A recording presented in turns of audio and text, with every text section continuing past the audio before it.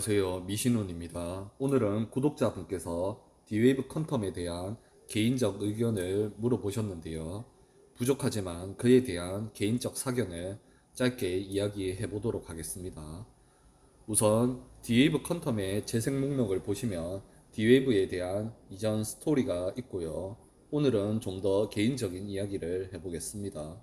그리고 영상 마지막에는 D-Wave 퀀텀 CEO의 인터뷰 최신 영상도 한번 보도록 하겠습니다.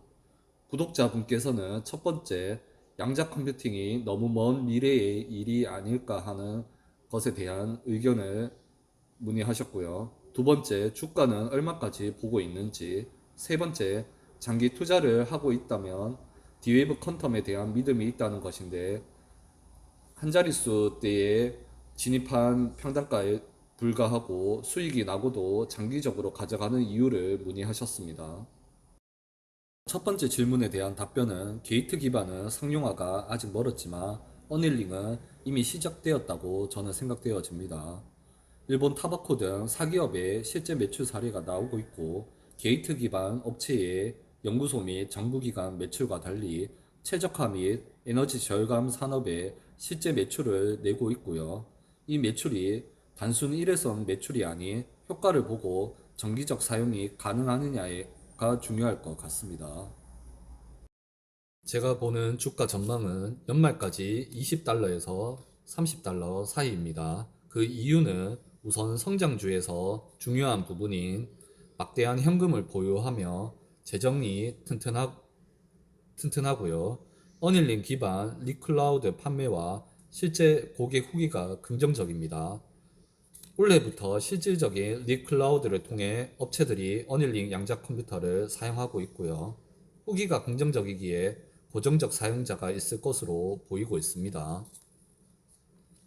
만약 온프레미스 형태로 독일 윤리에 판매한 것처럼 한두 대의 어드밴테이지 2가 판매된다면 주가는 $30까지 가능할 것으로 보입니다.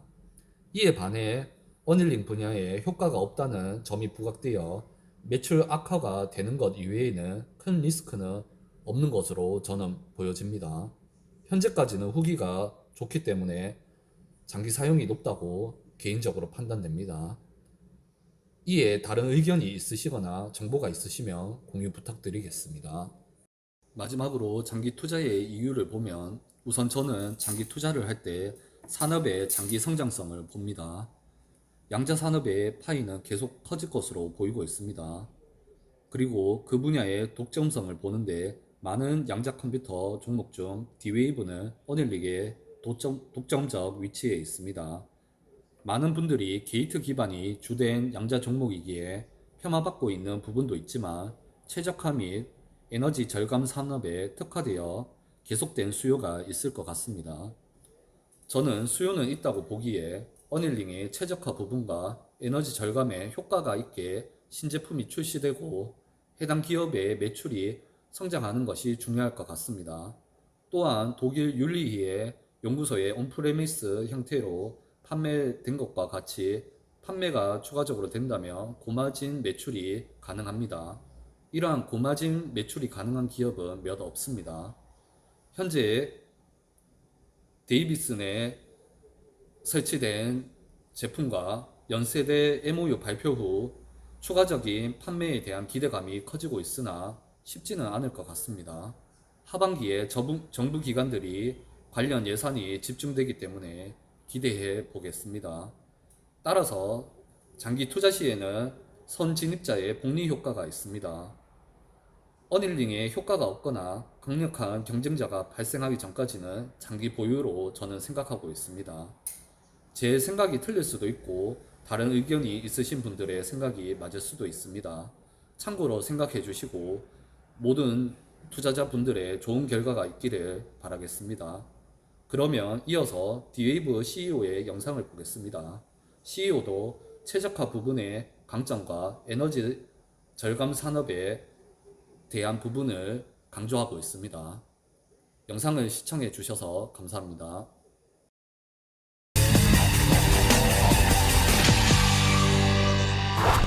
lately this market's going into a speculative frenzy, people racking up huge gains in quantum computing stocks, even as the technology is still in its infancy, but maybe it's closer than we think. But I'm not scolding you. I want to take the speculation seriously because maybe it's not that speculative after all. Which brings me to D-Wave Quantum, a stock that's up nearly 2,000% over the past 12 months. I won some of that. Last Thursday, D-Wave reported, honestly, I'm not quite sure what to make of the numbers. I'd rather just play with an open hand. Companies touting the fact that bookings were up 92% year over year. That's terrific. But like I said, quantum computing is still very early. That's why bookings stood at just 1.3 million. That's an M. At the same time, the company's losing big money. But, you know, it has big money, so maybe so what? So you can understand why more traditional investors look at this, struggle to justify D-Wave's more than $6 billion market capitalization, but not me, because I'm open-minded. I want to find out what's going on. If this is a technology whose time has come, then it makes sense. So has quantum computing truly arrived, or has the stock gotten ahead of itself? Let's take a close look with Dr. Alan Barrett. He's the president and CEO of D-Wave to find out. Dr. Barrett, welcome to Mad Money. Thank you. Okay, so I'll tell you the conundrum I have. We mentioned that you were coming on. Well, nobody stops me on the way to getting a haircut and never asks me about a stock. I got stopped twice saying, listen, you got to find out about that D-Wave. And one guy said that. The other one said, I made a killing D-Wave. And I said to myself, okay, I've got to just try to let people understand why you're important, why people pay for you, and why this is now and not 10 years from now. So, Jim, we are quite unique in the quantum industry in the sense that we were the first and are the only quantum computing company that is truly commercial. And by truly commercial, what I mean is we have customers using our systems today as part of their business operations. This is not research experimentation. This is customers using us today as part of their business operations. Companies like NTT Docomo, large cellular firm in Japan.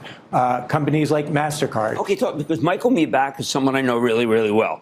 And MasterCard can use anybody and has tremendous ability to be able, it's filled with mathematicians. Really quite amazing. The most mathematicians under the roof of any other company. Why do they need you? Yeah. So basically, our quantum computers today are really good at solving hard business optimization problems. These range from workforce scheduling to manufacturing plant floor optimization to protein folding. But one of the types of optimization problems is around optimizing loyalty rewards programs. Oh. So the idea is, how do you decide what programs to offer to what customers to maximize uptake? That's a hard optimization I know that problem. most people think it's intuitive. It's not, right? Definitely not.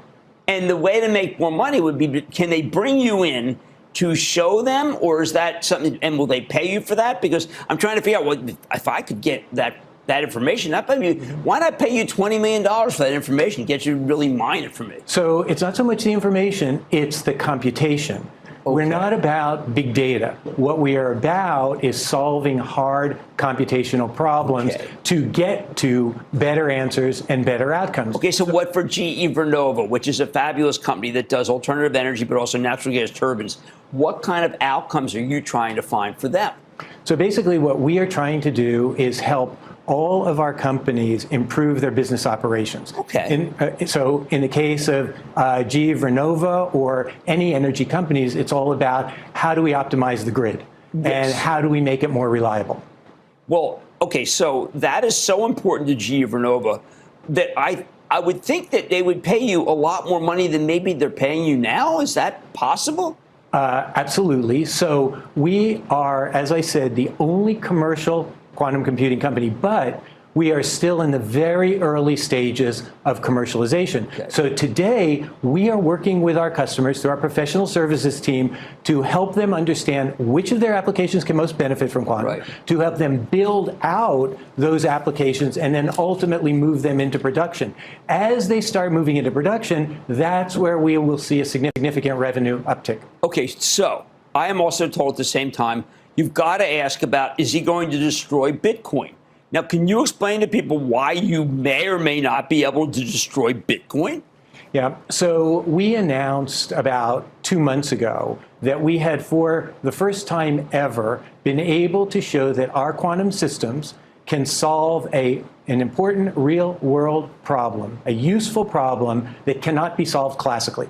Now, this happened to be a problem in the area of material simulation, basically computing properties of magnetic materials, which we can do in minutes that can't be done classically, even with millions of years. So That's a very significant result for the quantum industry. Nobody to date had been able to show that they could solve a useful problem that can't be solved classically. What we were then able to do is take that computation and turn it into what we called a quantum proof of work for blockchain. The idea being that instead of using the typical computation for Bitcoin, which is SHA 256, what you could do is use this quantum proof of work as the underlying computation for cryptocurrency or other blockchain applications. Why is this significant? Because if Bitcoin today was using this proof of work rather than what they're currently using, we would consume 1,000 times less power. This is a very energy efficient technology. Sure, like the guys from CoreWeave, that's why they got into power. Because it was they were Bitcoin guys. You're absolutely right. And it's not only blockchain and Bitcoin and other cryptocurrencies, it's also AI. The point is, quantum computers are very energy efficient. Our systems are going to be able to perform these computations at a fraction of the power required. Time to short the energy stocks. Well, I was going to say that we do believe that the grid is supposed to go up 4 to 5% every year. That will not happen if you get to be commercial. That's exactly right. Well, then we shouldn't be thinking about the demand. We've got to be worried about all the money going into energy. Yeah, look, I think that today the assumption is it's still going to be a while before quantum gets to the point where it can really impact AI. However, I believe that you're going to see it happening much sooner than most people believe because of the technology that we've developed. And you're showing me here, is this something that Jensen Huang saw and realized that perhaps he was being too judgmental about? Well, I don't know if Jensen saw this, but this is our most recent quantum processor. It is a superconducting processor. It has over 1 million Josephson junctions. That's like transistors. Over 100 meters of wiring, hundreds of thousands of active devices. This is the largest superconducting chip ever developed. Well, do we need to use cryogenic to cool this? We do run this within a dilution refrigerator at millikelvin temperature. Now, Jensen told me that cryogenic's too expensive for him to be using. Why is it okay for you? Well, so because this chip is so much more powerful than GPUs. Think about it this way. That computation that I talked about a minute ago, computing properties of magnetic materials, we perform that computation in minutes, consuming about 12 kilowatts of power on this chip. If you were to run it on the largest exascale supercomputers in the world, massively parallel GPU systems, it would still take over 1 million years. So think about how much power and how much cooling you need for those massive exascale systems versus this one chip. Well, look, I could talk to you for hours, and I think that we're going to have to do a lot with you because our viewers want to hear more about this than anything, and our viewers are smart. And if we think that they're just yahoos that are trying to buy something at 12 and sell at 15, that's selling them short. They're looking for something that for multi-years, and it may just be you and your company. So I want to thank you so much, Doctor. It's incredibly enlightening to be able to talk to you. That's Dr. Barrett's from, and I'll tell you, the stuff is actually T-Wave. The stuff, the website is by far so easy. I'm telling you, you'll come back and say, oh, look at this traffic problem that they solved in China. Look at the things that they're doing. All real world things. All real world. Everybody's back after the break.